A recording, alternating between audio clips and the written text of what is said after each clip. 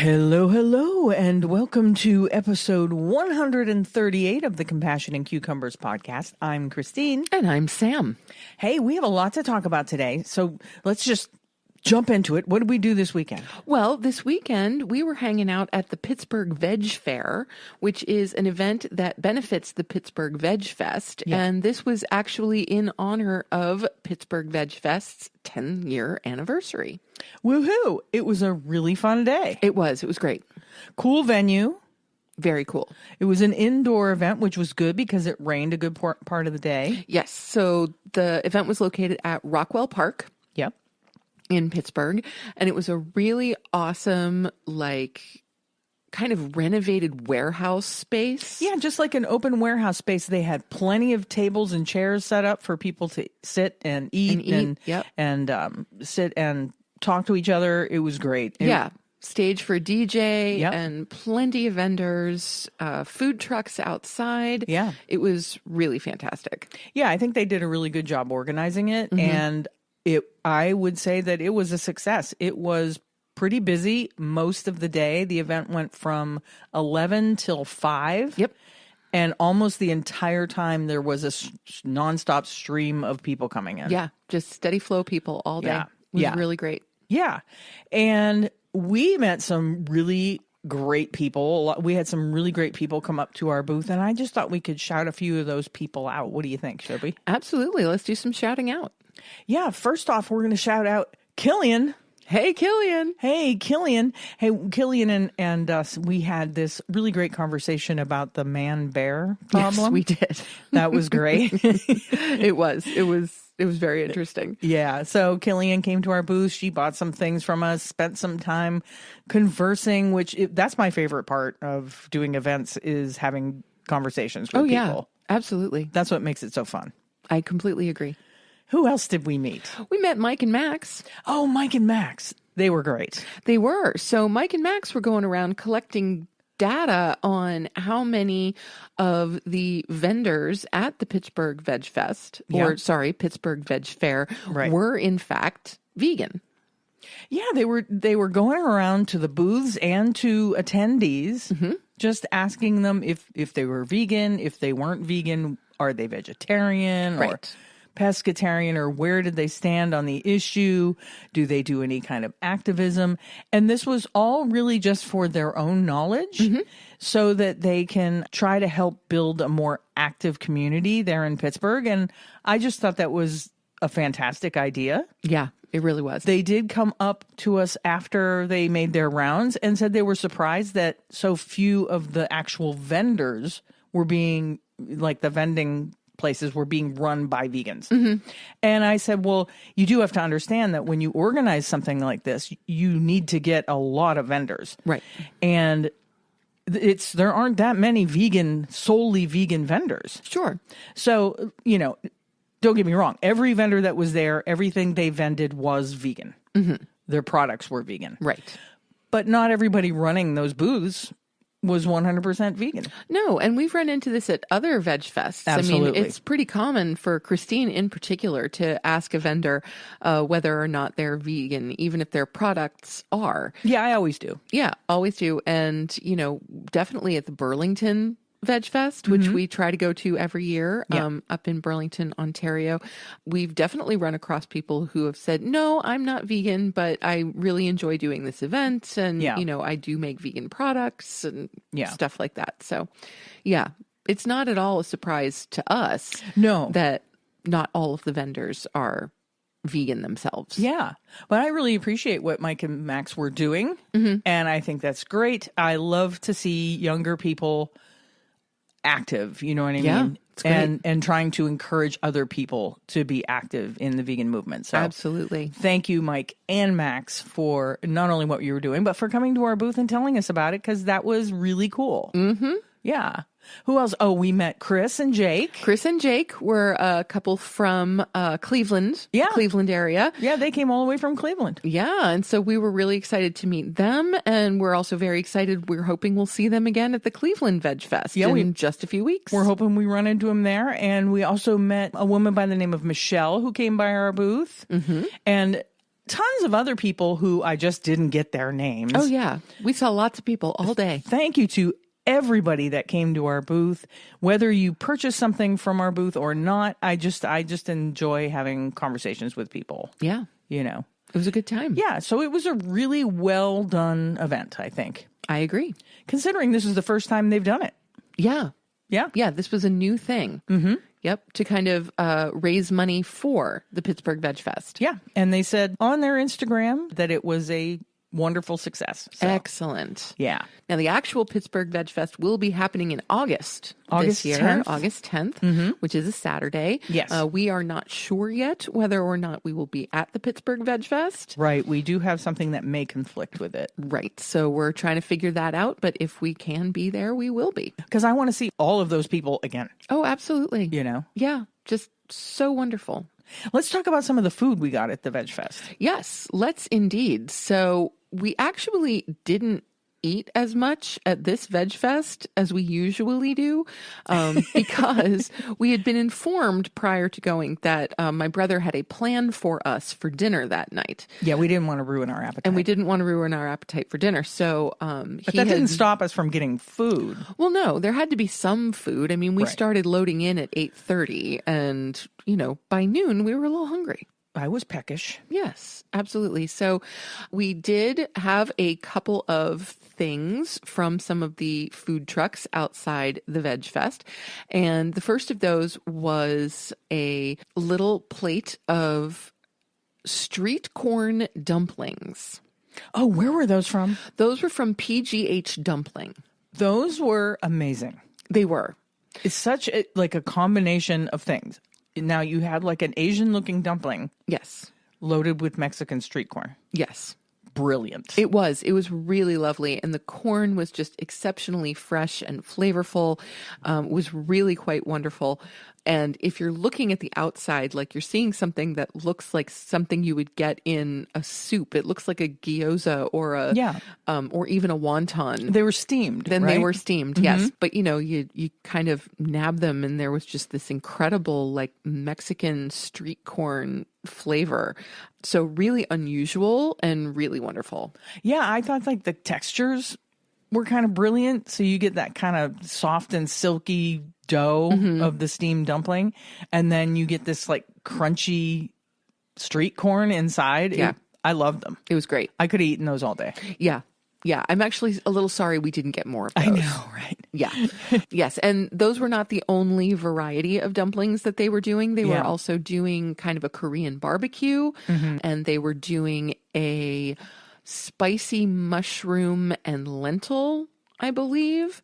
But we didn't try those. We just went with the street corn, and they were delightful. I'm glad we did because they were really good. Yeah, they were really good. And so after we tasted the dumplings from PGH Dumpling, I decided to grab us a few things from Pitalano Express. So as the name suggests, it is a Mediterranean place, and they had all kinds of offerings that just sounded fantastic. Everything from falafel to spinach pie to like French fries to baklava to you name it. There were just incredible options. So I decided to get a couple of things that we could share so we could try more than one item. So I got one of their falafels, which was really fantastic. Wonderful falafel balls in with lettuce and tomato and some pickled beets, which I just thought was phenomenal, and some actual pickles. I've never actually had pickles. That was in a good falafel. addition. They like pickle spears in the pita. It was so good. Yeah, it really was. And the pita was super soft and super fluffy. Absolutely perfect. Really nice sauce also on this particular falafel. So it was fantastic. Yeah, I liked it. And my only complaint, not that it's really a complaint, is I think the falafel could have been a little more flavorful. Oh, okay. A little more, I don't know, herbaceous or something. Good word. Herbaceous. Yeah. Yeah. But other than that, it was delicious. Yeah, and texturally fantastic. Great combination of textures. Yep. Really good. Really nice. Yeah. And then we also had one of their spinach pies, which was just a triangular dough filled with a wonderful garlicky spinach mixture that was really just out of this world.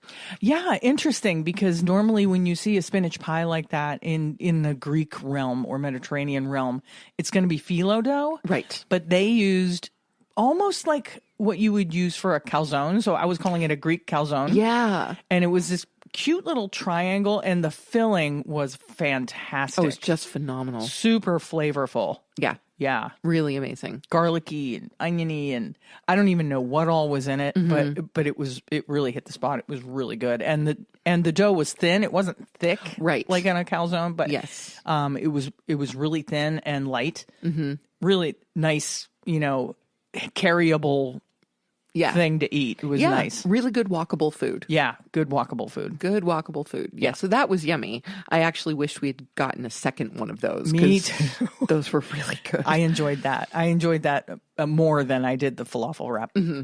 Yeah, the spinach pie was fantastic. Really good. And of course, we had to get some baked goods from some of the vegan bakeries that were representing at the Pittsburgh Vegfair. You can't go to a vegan event and not get baked goods. Come on. You really can't. It's kind of just wrong. And so the first place I stopped by to grab some baked goods was Chosen Crumb. Now, we had some Chosen Crumb items couple of years ago at the Pittsburgh Veg Fest. Yeah, they were really good. I remember them being really good. Yeah, this was back in 2022. And so, we're kind of hanging at our booth, and Chosen Crumb was like within our sight line and on a little bit of a diagonal. And all of a sudden I noticed that it didn't look like they had much of anything left. And I was like, okay, I better head over to Chosen Crumb before there's nothing. And so I did. And oh my gosh, was I glad I did, because they sold out of everything very, very shortly. Yeah, they sold out of everything by like 1:30. Yeah.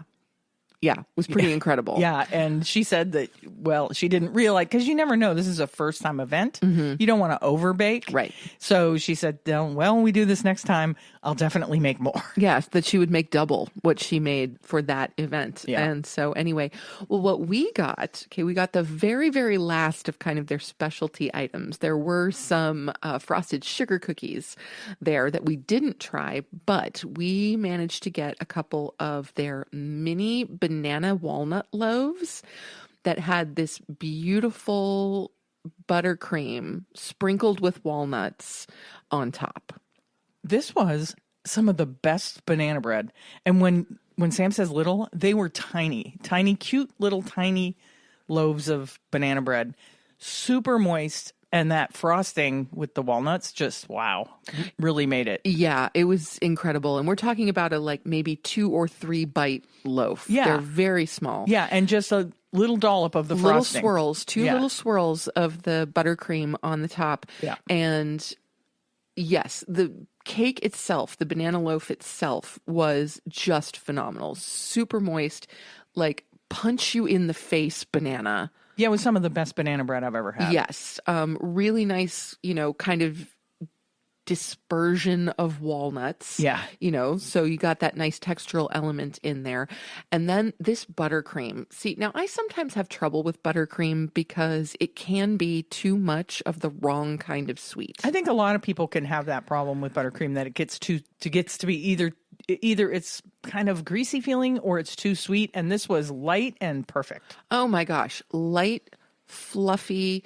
Yes, of course, sweet, because there needs to be sweet, but not sickeningly sweet, not sickly sweet. Yeah, it was perfect. It was absolutely perfect. And so I was so glad that I managed to get those. And they were the last 2 on the table. And so I swiped them both, because just by looking at them, I was like, I'm going to want one of those to myself. I don't want to share this with Christine. I want one of those just for me. Yeah, we had them for breakfast. We did. We had them for breakfast on Sunday morning. They were perfect breakfast. They were really good with coffee. I had mine with a cup of coffee, and it was just perfection. Yes, absolutely fantastic. So very, very glad that we did that. And we certainly look forward to more Chosen Crumb in the future. Their stuff is absolutely fantastic. So if you get a chance, please check them out. Yeah. And the other vegan bakery we visited was Bitchy Vegan Homo. Gotta love Bitchy Vegan Homo. Well, yes. Their stuff is really good. Very, very good. Yes. Yes. And, first of all, you just gotta love the name.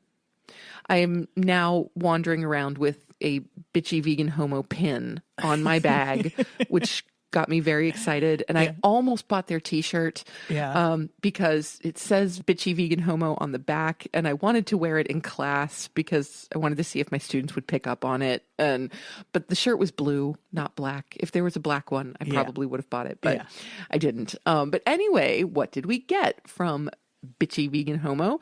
We got 2 of their best damn brownies. Really super chocolatey and moist brownies. Yeah. Crazy moist, crazy chocolatey, fudgy brownie. Yeah. Like really wonderful. We actually still have one of those. I know. Yes. We can have it later. We can. Yeah. Yeah. So we shared the first one and then because they're big. They're big. Yeah. Yes. Like these are really sizable. It's like a brownies bar. It is a brownie bar. Yeah. Yeah. And then we also got one of their oatmeal sandwich cookies. So this was 2 big oatmeal cookies with, again, some buttercream in the center and really lovely. That was good. And we split that in half. We did. And also had that as like second breakfast the day after the event. Yes. And so the oatmeal cookie was beautifully spiced, beautifully flavored, perfectly crispy on the outside, but nice and chewy on the inside, which is exactly how an oatmeal cookie should be. Oh, yeah. If you ask me, just really great texture. Again, the buttercream, this buttercream was a little bit sweet for me. This was definitely sweeter. Yes. This whole cookie was definitely sweet. It was sweet. Mm-hmm. Yeah. Yeah. But it worked. And this again would good. be a phenomenal, like dunking in spiced tea or coffee. I had mine kind with of. coffee. So just Good stuff. Really beautiful. Yep. Yeah, if you ever see them at events, they do travel around the tri-state area. So if you ever run into bitchy vegan homo, don't sleep on their stuff. It's really good. Yeah, they're awesome. And by the time I got to their table, they had initially like 3 or 4 other options, but they were all sold out. Yeah, the baked goods sold quick. Yeah, they really did. Yeah. So by the time I got there, it was only the brownies and the sandwich cookies left. Yeah, wow. Yeah. Good for them. I'm so glad that they were, that the day was such a success for all those bakers. Absolutely. Yep. Fantastic. Gotta love it. Yeah, so that was the food we had. Yes. At Pittsburgh Vegfair. Now, that night, my brother, he had made a reservation for us at a restaurant in Pittsburgh that we had never been to before. And knowing us, he chose this restaurant because they had a number of vegan options. And the restaurant is called Kaya, Kaya. Yeah, and this restaurant was in a part of Pittsburgh that last time I was through there, it was just a bunch of rundown warehouses. Holy gentrification, Batman. There were so many little restaurants and cafes and bakeries and shops. There was a place where you could do like an indoor miniature golf course. Indoor miniature golf, but they had a bar and stuff attached to it. I mean, it was just like fun zone. It was like adult fun zone, this whole neighborhood. It was completely different from the last time I had been through that area. Yeah. Completely different. Yeah. So what did we get at Kaya? Well, we started with the corn and lentil beignets. Yes. Now, these were like an elevated corn fritter. These were sent straight from heaven, if you ask me. Good. Now, corn fritters are one of my favorite foods. They are. I used to request, my mother used to make a really mean corn fritter. And I used to request them for like birthday dinner. Right. Just make corn fritters. Yeah. And I'll eat corn fritters. And these were kind of reminiscent of that. But they also had lentils in them, which was a really awesome addition. I would never think to do that. So good. Yeah. So good. It just gave them a depth of flavor that was really different. Yeah. Of course, the corn still popped because I think it's impossible to really mask corn in any real way. Oh, yeah. It's got such a specific You're flavor. going to taste the corn. Yeah. Sure. So the corn still really popped, but the lentils gave it a just really beautiful depth of flavor. Yeah, like it made it kind of like earthy and different. Yeah, and the dough was super fluffy, super light. Yeah. They were fried to perfection. They were. They were a little on the oily side for me. Oh, okay. So maybe the oil wasn't quite hot enough. That's what I'm thinking. Yeah. But other than that, I mean, come on, it's a fritter or beignet. They call it a beignet. but it's deep fried. Yes. It's going to be a little oily. So they were a little too much on the oily side for me, but it didn't stop me from eating them. No, of course not. Yeah, and they came with this sauce. Unbelievable dipping sauce, which strangely enough, it was a green curry sauce, but to me, once you get past the curry element, like there was so much tang to it that it almost tasted like the best tartar sauce I had ever had. Yeah, it was kind of tartar saucy. There was something in it that was kind of giving me that pickle flavor. Yeah, if I had to describe it, I would have described it as Indian ranch. No kidding. Yeah, because the curry, it's like if they didn't label this curry, you would be like, what is in this that's making it so good? And it's the curry. It's the curry spices. Yes. And it was just so different.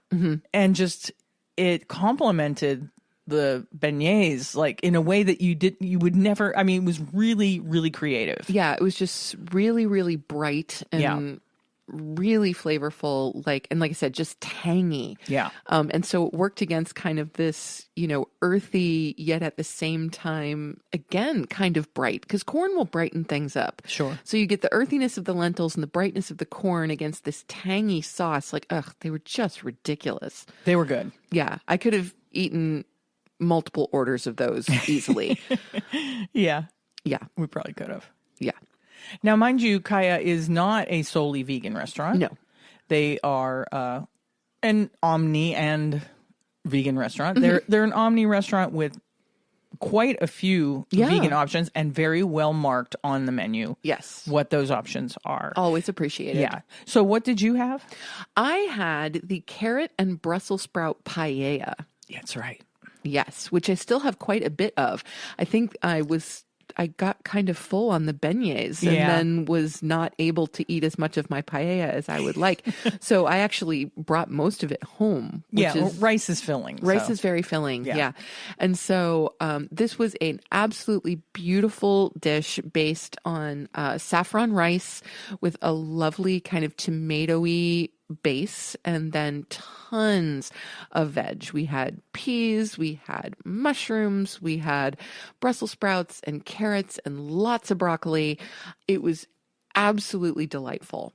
And I'm actually really looking forward to having the leftovers probably on Wednesday or Thursday when I have a later night at work this week. I'm going to take the leftovers with me for dinner. Oh, good idea. Good idea. And I went with their rainbow salad. Wow, this was one of the best salads I've ever had. And when I ordered the salad, the waiter said, would you like to add tofu to that? And I'm like, yeah.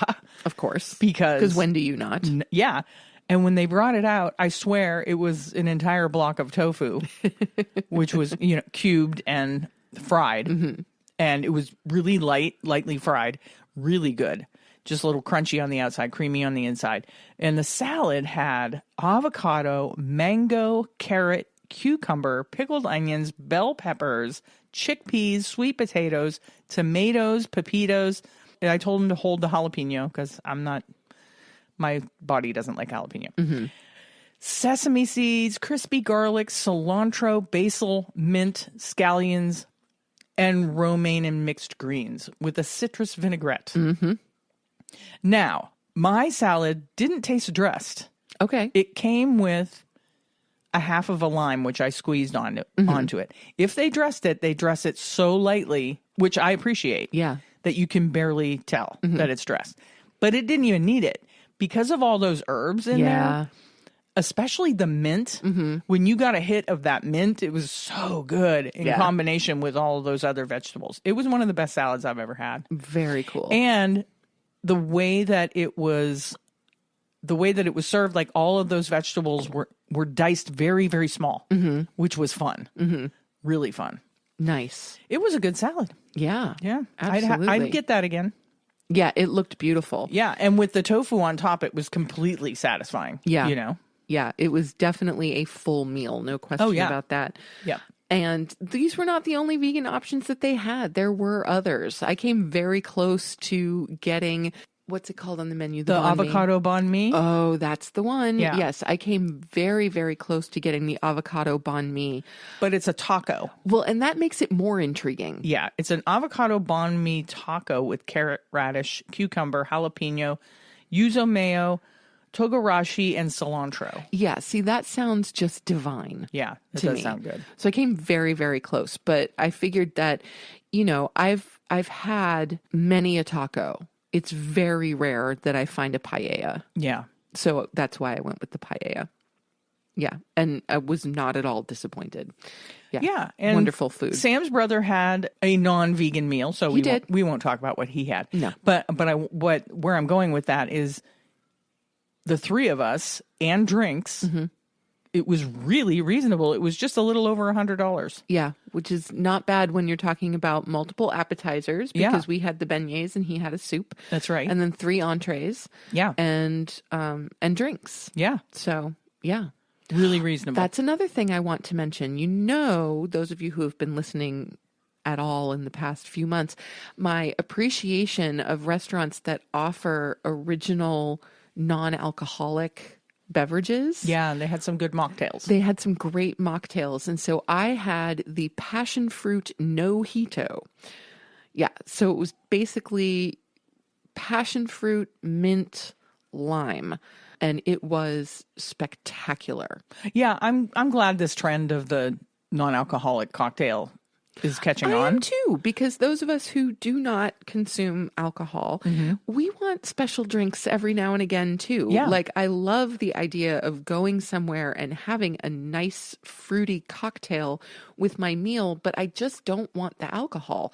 Right. Every time I order a drink that has alcohol in it, I end up taking 2 sips and saying, I don't really want this, and giving it to Christine. Right. But if you take the alcohol out of the equation, I'm very, very happy to drink these lovely fruity beverages. They're great. So thank you to Kaya for having these lovely Nojitos. So it was a good time. It was a great day between Veg Fair and going out to dinner with your brother. That was really great of him to, research and find this restaurant that he saw that they had so many vegan options. He's really good about that. Yes, he is. And I really appreciate that he does that.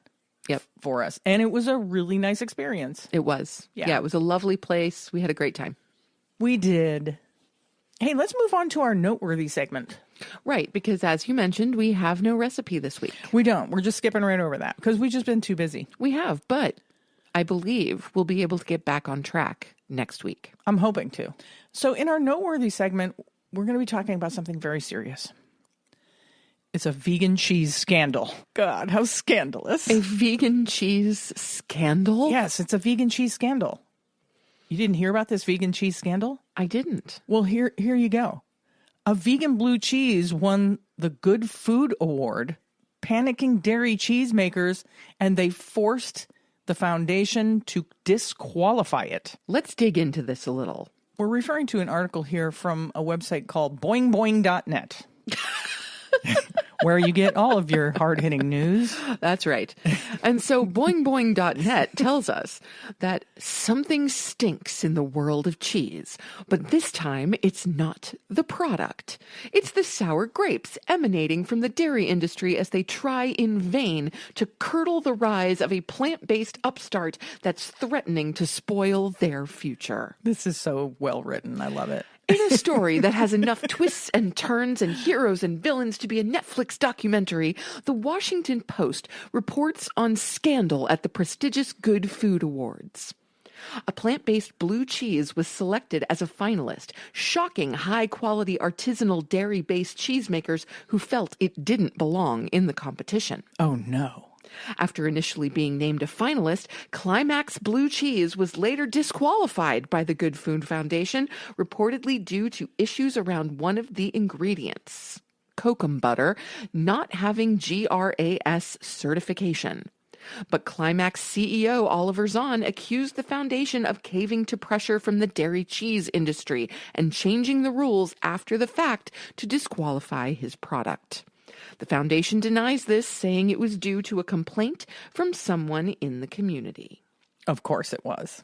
The traditional cheese-making company is freaking out about Climax Blue, especially because the vegan cheese was so delicious that it had slated to win the overall competition before the Good Food Foundation caved to pressure. Matteo Kaler, co-owner of the Jasper Hill Farm in Vermont, told the Post, "One could make the argument that this is like a fraudulent cheese. As a cheesemaker, it is a fraud. It looks like a cheese. It might taste like a cheese, but it's not. It's not connected to our historical understanding of what cheeses are." Our historical understanding of what cheeses are. You know, cheeses are just a fermented fat. Yes. It doesn't have to be from an animal. And Climax CEO Zahn argues that Climax Blue is cheese. It's absolutely cheese. To Zahn, the method he's using isn't all that different from the one used for centuries. When it comes down to it, he notes, plants fuel the animals that produce milk. And so, in concocting a milk made out of plants, Zahn says he's just cutting out the middleman, or middle bovine. In his analysis of traditional cheese-making, a cow is essentially a processing machine, and not a very efficient one at that. There's a lot of energy being used to turn something from one thing to another, and in the case of a cow, 90% of the inputs go to just processing, he says. There is no factory you could potentially devise that would come with that much processing. And not to mention all the hormones and other things that are in dairy milk that don't need to be in there, that you can make a cleaner, better cheese by eliminating the middle bovine. That's right. Now, in the end, the dairy industry's heavy-handed attempts to keep Climax Blue from the spotlight have only served to amplify its rise, proving the old adage that the more you try to censor and suppress something, the more attention you inadvertently bring to it. Just like the Barbra Streisand effect, the panicked reaction of the traditional cheesemakers has guaranteed Climax Blue far more publicity and notoriety than it ever would have received by simply winning the Good Food Award outright. Yes, so thank you, dairy cheesemakers, for putting a spotlight on this cheese, this vegan cheese, so that people can, go out and find them. Absolutely. Yes. Yeah, thanks to them for promoting this cruelty-free blue cheese. Yes. Thank you, Climax Blue Cheese, for all you do. And thank you to Mark Frauenfelder of boingboing.net for that wonderfully written article. Yeah, it was very fun. Thank you so much. Yes. Very fun article. Take that, dairy cheese. What a scandal. Seriously. That brings us to our main topic, which is also kind of scandalous. I guess this is just a scandal-ridden episode.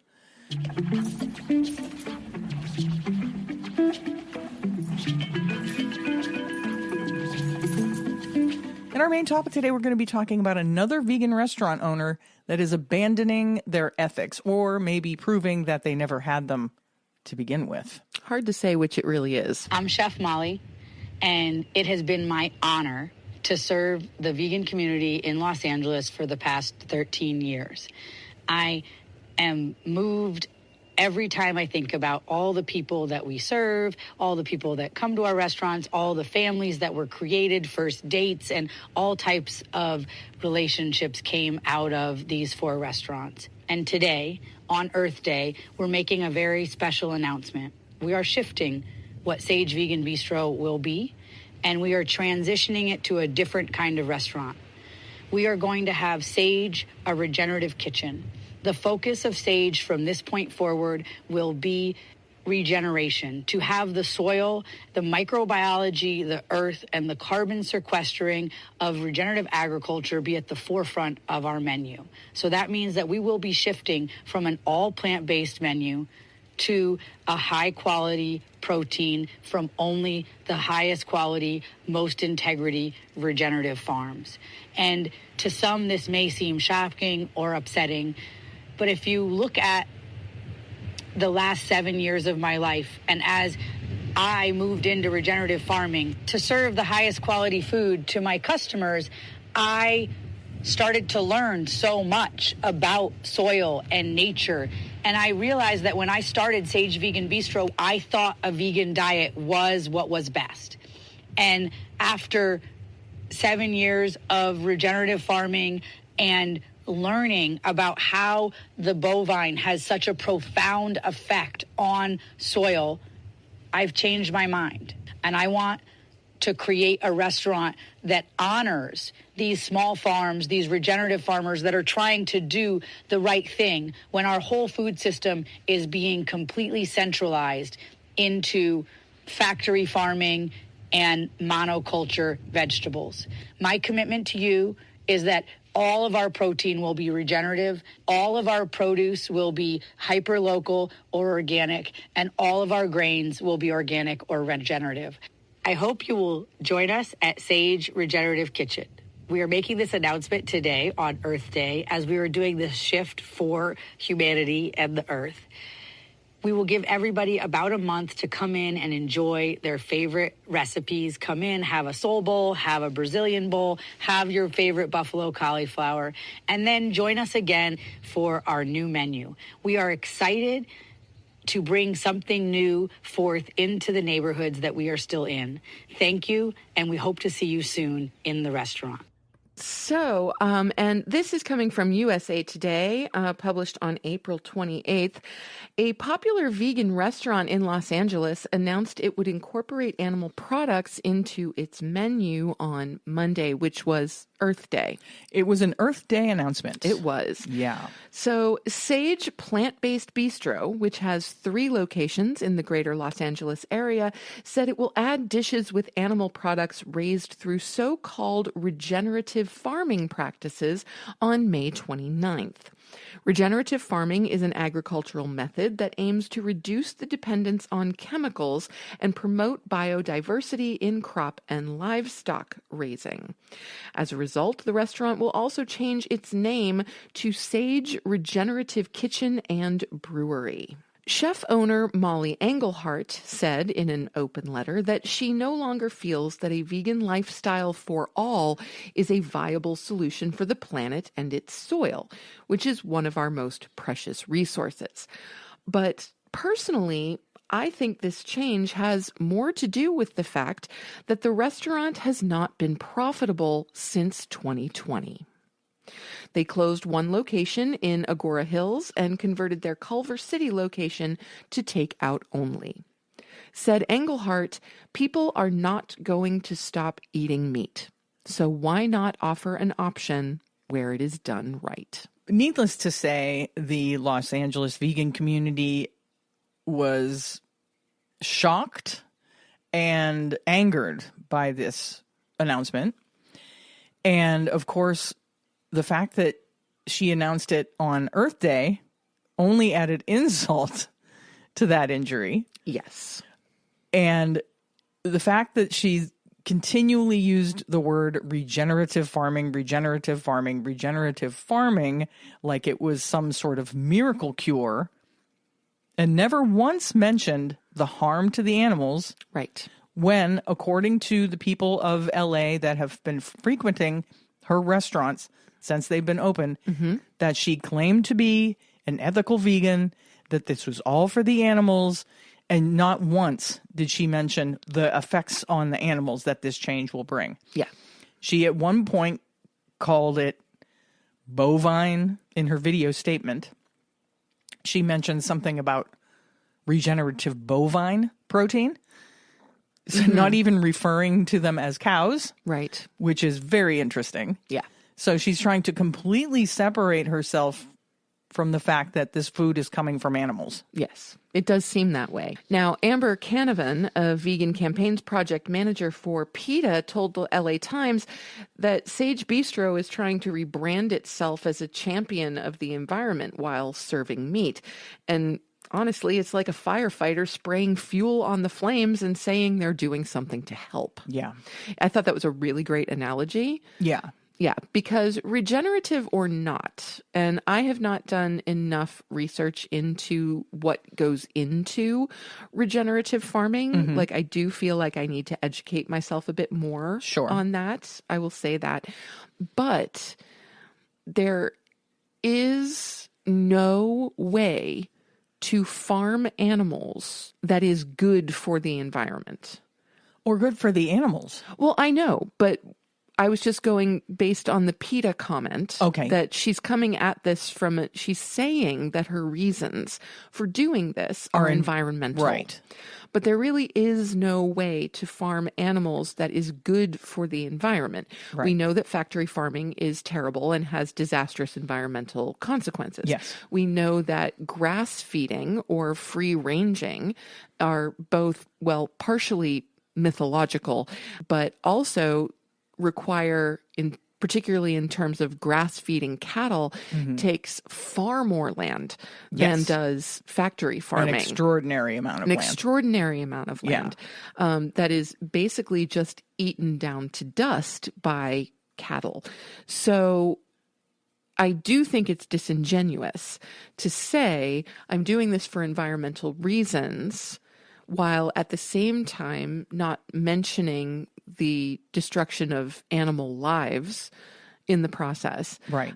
And not admitting that it's a financial decision. I can respect a restaurant owner far more if they just come out and say, look, we've been struggling. Our restaurants are losing money, and therefore we are abandoning our ethics in order to maintain our business and to be able to pay our people. We've even spoken of some restaurants in the past, one in particular in the UK, that said exactly that. Yes. That they were heartbroken that they had to do it, but it was either that or closing forever. And I appreciate that far more, while you hate to hear it, but I appreciate the honesty far more than somebody trying to spin an environmental shift. Well, yes, than trying to spin a financial decision into an environmental shift or a shift in ethics or a shift in mindset when it comes to environmentalism. Right. Yeah, I agree. I would respect this chef more if they could actually just admit the restaurant hasn't been profitable since 2020, and that has been stated publicly. And we had to close a location. Another location is takeout only. Right. We can't afford to remain solely vegan. Right. We're heartbroken over the fact that we can't remain solely vegan, but we can't. Right. Now, yes, we're adding animal products to our menu, and we're going to make sure that that is done in the least harmful way, although I don't believe that you can. Right, there's no way. There's no way to actually reduce that harm. I mean, this is where the spin comes in. Right, harm is harm. Harm is harm, and we're going to do it in the least harmful way that we possibly can. Right. Like, I could respect that more than just saying, no, I've had this epiphany when it comes to environmentalism, and I don't believe that veganism is the way to ensure the environmental safety of our planet. Yeah. I just don't buy it. Her video statement was cringy, unbelievable. Like, I didn't believe it for a minute, and I'm not even familiar with it. No, I mean, for me, just the tone of voice it sounded false to me. Yeah, it did not sound sincere. No. And, there have been plenty of vegan restaurants that have struggled after COVID and everything that have just, instead of abandoning their ethics, just said, look, we're closing. We're closing, and we're figuring out something else. We're going to do pop-ups. We're going to get a food truck. We're going to find some other way to downsize the business to make it feasible.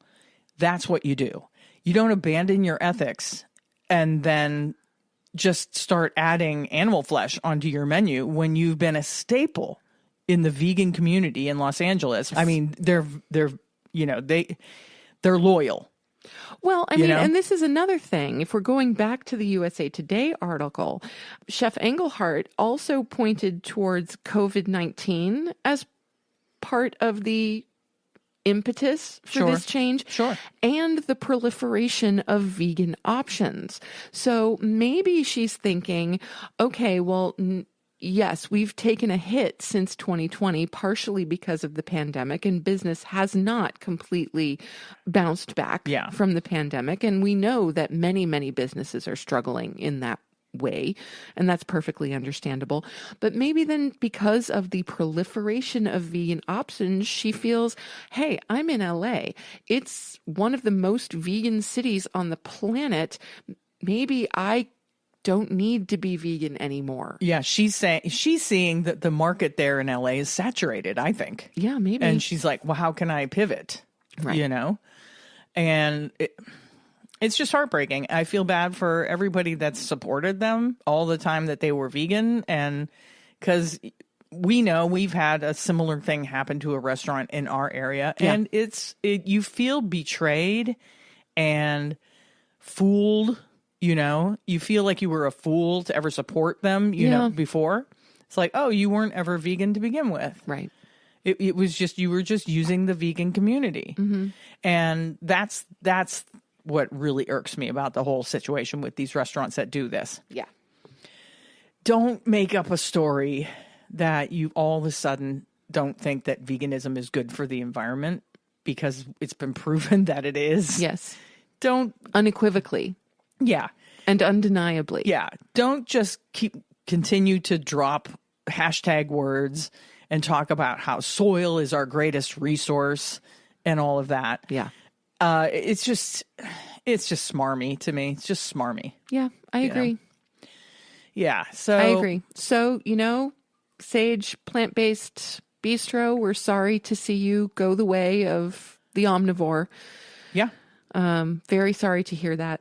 And, very sorry to say that when we eventually get to LA to check out the multitudes of phenomenal vegan restaurants that exist out there, you won't be on the list. Yeah. And that's a great segue to our new segment that we were calling Assignment Save Our Vegan Restaurants. But you have a new name now. We have a new name. Thank you to listener Lisa Kilgore for giving us the new name for this segment. We will now, from this point on, be calling this segment Restaurant SOS. Indeed, we will. Which I think is perfect. I love it. Yeah. And she even mentioned you don't even have to say they're vegan restaurants because you're you and we know they're vegan restaurants. That's an outstanding point. That's a great point. It really is. Yeah. So on this week's Restaurant SOS, we got a submission from Deborah Rose 2266 that says her favorite vegan restaurant is in Syracuse and it's Aurora's Cafe. She says, Stephanie, the owner, is an amazing creator of scrumptious recipes. Her addition of love to everything she makes can be happily tasted. My absolute favorite food that she makes is the veggie wrap. It's a must-have. Awesome. So this week's restaurant is Aurora's Cafe and Gifts in Syracuse, New York. And you can find Aurora's Cafe and Gifts at 231 Northern Lights Plaza in northern Syracuse, New York. And they're open Monday through Tuesday, 12 p.m. to 6 p.m., Fridays, 11 a.m. to 7 p.m., and Saturday and Sunday, they're open 8 a.m. to 4 p.m. So if you're in the Syracuse area, go check them out. Yeah. I know we will the next time we're in Syracuse. Yeah, they are 100% vegan. So if you're in the area, please support, as we want Aurora's Cafe and Gifts to stick around. That's right, to survive and thrive. Yes, and thank you, Debbie, for your submission. We appreciate that. Sure do. And if you have a favorite restaurant that you would like to submit, don't forget, you can send that to us at compassionandcucumbers@gmail.com or DM us on Facebook or Instagram, and we'll add them to the list. And that brings us to our favorite portion of the show. Must be listener shout-out time. It's listener shout-out. Just want to give a shout-out to all my fans watching. I love you guys. I love you. This week's listener shout-out goes to Roxanne Oliver. Roxanne attended the panel that we moderated in Syracuse at the Syracuse Vegan Living Program just a couple weeks ago, and says that she now loves the show. Yay! Yay! We love that. So, Roxanne, please contact us with your t-shirt size and address so we can send you a CNC swag bag. Yeah, thanks for listening, Roxanne. Email your t-shirt size and address to compassionatecucumbers@gmail.com. Like I said before, you can also DM us that information on Instagram or private message us on Facebook.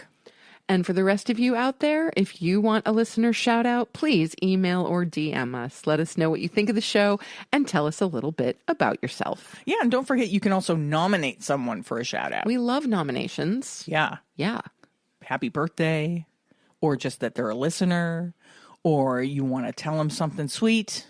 Send us that information and we'll shout them out. It's time for our vegan org of the week. This week, we are celebrating Friends of Animals. Friends of Animals has been a leading figure in the movement to end the exploitation of fur-bearing animals. They oppose hunting and animal killing contests, the roundup of wild horses on federal public lands, and forcibly drugging them with fertility control. They oppose predator control. They believe that humans are the most overpopulated species on the planet. That's true. They oppose the use of animals for human consumption and believe in establishing recognition of a right to ethical consideration for all animals. Go Friends of Animals. Yes, they're an awesome organization, and if you would like to learn more about what they do and how you can support them, please feel free to check them out at friendsofanimals.org. And it's time to wrap this thing up. Let's wrap it up. I got a few calls to action for you. Please join the Agriculture Fairness Alliance's Vegan Voter Hub. We always put the link in the show notes, and we really encourage you to join that. Don't forget to subscribe to our show on your favorite podcast app and on YouTube, and leave us a review and rating if you want to. And last but not least, send us your favorite vegan recipes for our listener recipe series. And with that, it's time to sign off. You have just listened to episode 138 of the Compassion and Cucumbers podcast, and there's nothing left to say but where cukes and compassion are always the fashion. On the podcast. Thank you, James. Have a great week, everyone. We love you. Talk to you next Tuesday. Bye-bye. The end.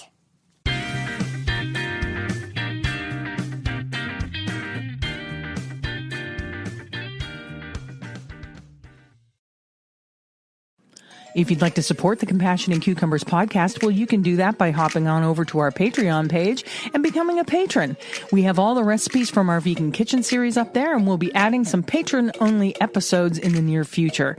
So thank you for supporting us at whatever level that you choose, and thank you again for listening to Compassion and Cucumbers podcast.